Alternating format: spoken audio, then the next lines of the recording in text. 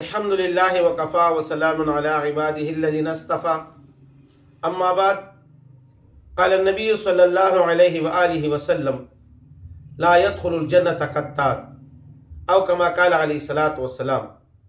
آپ صلی اللہ علیہ وآلہ وسلم نے فرمایا کہ چغلخور آدمی جنت کے اندر داخل نہیں ہوگا۔ میرے محترم دوستوں، اس حدیث مبارکہ کے اندر آپ صلی اللہ علیہ وآلہ وسلم نے چغلی کی مذمت فرمائی ہے۔ چغلی کتنا بڑا جرم ہے، کتنی بڑی گناہ ہے کہ اس خصلت کے ہوتے ہوئے آپ صلی اللہ علیہ وآلہ وسلم نے فرمایا کہ یہ جنت کے اندر داخل نہیں ہوگا۔ اب چغلی کس سے کہا جاتا ہے؟ چغلی کی تعریف، چغلی اس کو کہتے ہیں کہ ایک آدمی کی بات دوسری آدمی تک پہنچانا لڑائی اور جھگڑے کی نیت سے، خواہ وہ سچی ہو یا جھوٹی ہو، اس کو کہتے ہیں چغلی۔ اور امام غزالی رحمۃ اللہ علیہ نے اس کی بڑی زبردست تعریف فرمائی ہے۔ امام غزالی رحمۃ اللہ علیہ نے فرمایا کہ 3 خصلتوں کی مجموعے کا نام چغلی ہے۔ نمبر 1 کذب، جھوٹ، نمبر 2 حسد، نمبر 3 نفاق۔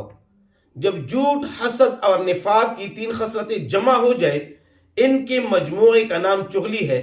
یعنی یہ 3 خصلتیں جمع ہو جائے اور اس سے جو گناہ بنتا ہے اس کا نام چغلی ہے۔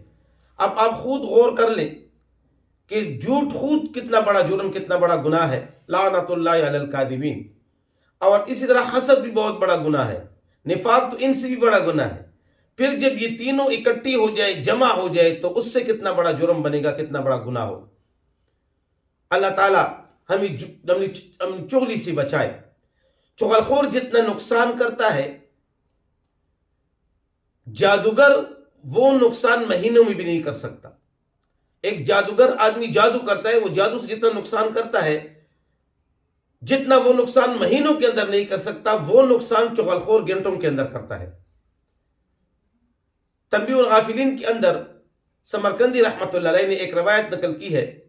وہ فرماتے ہیں کہ ایک آدمی غلام کو فروخت کر رہا تھا، خریدنے والے کو بتایا، جو خرید رہا تھا اس کو بتایا کہ اس کے اندر کوئی عیب نہیں ہے، صرف ایک عیب ہے اس کے اندر کہ وہ چغلی کرتا ہے، باقی کوئی عیب نہیں ہے۔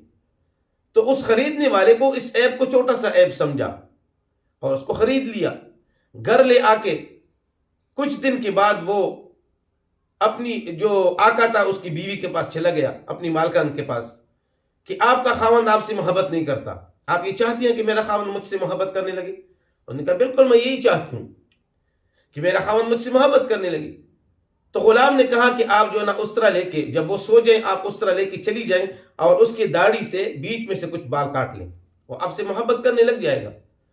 واپس آ کے اپنے آقا کو کہتا ہے کہ تیری بیوی تجھ سے محبت نہیں کرتی بلکہ تجھے قتل کرنا چاہتی ہے، تو چاہتا ہے کہ یہ راز تیرے اوپر اشکارا ہو جائے؟ اس نے کہا ہاں میں یہ چاہتا ہوں کہ میرے اوپر اشکارا ہو جائے۔ اس نے کہا جب تو سو جائے، جھوٹا جو ہے نا بہانہ بنا کے سو جا، تیرے اوپر یہ راز کھل جائے گا۔ تو وہ آقا نے جھوٹا بہانہ بنا کے سو گیا۔ بیوی اس طرح لے کے جو ہے نا آ رہی ہے بال کٹوانے کے لیے، تو آقا نے ہاتھ پکڑ کے جو ہے نا بیوی کو قتل کر دیا، چونکہ وہ سمجھا تھا کہ یہ مجھے قتل کرنے کے لیے آ رہی ہے۔ ادھر سے بیوی کے ورثاء آ کے اس آدمی کو قتل کر دیا، ادھر سے آدمی کے ورثاء آ کے جو ہے نا آپس میں ورثاء کی لڑائی، بہت بڑا لڑائی بہت بڑا جھگڑا بن گیا۔ تو میرے محترم دوستوں، میں نے عرض کیا کہ جادوگر جو کام مہینوں کے اندر نہیں کر سکتا، اب اتنا بڑا فساد، اتنا بڑا جھگڑا جادوگر مہینوں کے اندر نہیں کر سکتا، لیکن چغلخور آدمی نے وہ چند گھنٹوں کے اندر کر دی۔ تو اس لیے اس حدیث شریف کے اندر آپ صلی اللہ علیہ وآلہ وسلم نے فرمایا کہ یہ اتنا بڑا جرم ہے کہ جرم کو ہوتے ہوئے آپ جنت کے اندر نہیں جا سکتے۔